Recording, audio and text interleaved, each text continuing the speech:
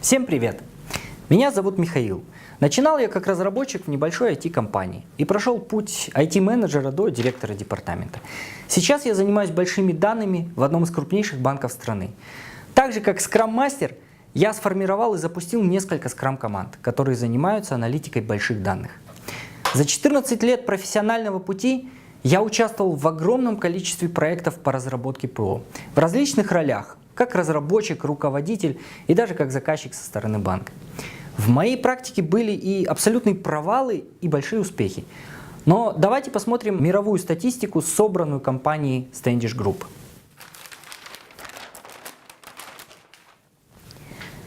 %19 проектов заканчиваются провалом, то есть от них отказались, не доведя до конца.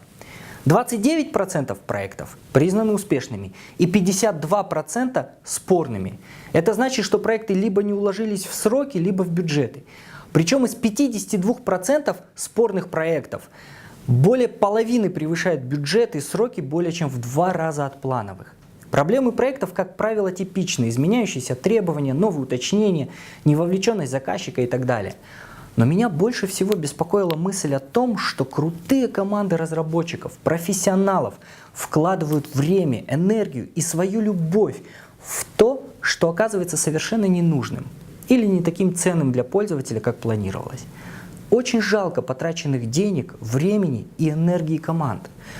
Я понимал, что раз проблемы типичны и повторяются с завидным постоянством, должно быть решение.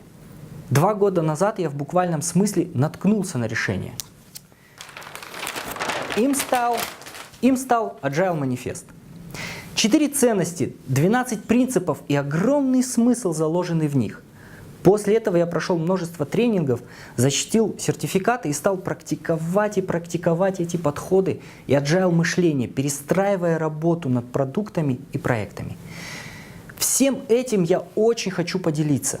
Рассказать, как Agile мышление, практики и фреймворки повышают адаптивность команд и целых организаций, помогают командам ловить состояние потока, вовлекая их в процесс общения с клиентом, помогают минимизировать потери и максимизировать ценность, учат воспринимать изменения мира и рынка как фактор, открывающий новые возможности, и учат, как не спускать деньги и время в трубу. И это возможно как в небольших стартапах, так и в крупных корпорациях. Антуан де Сент-Экзюпери писал: если ты хочешь построить корабль, не нужно созывать людей, планировать, делить работу и готовить инструменты. Надо зарядить людей стремлением к бесконечному морю, и тогда они сами построят корабль.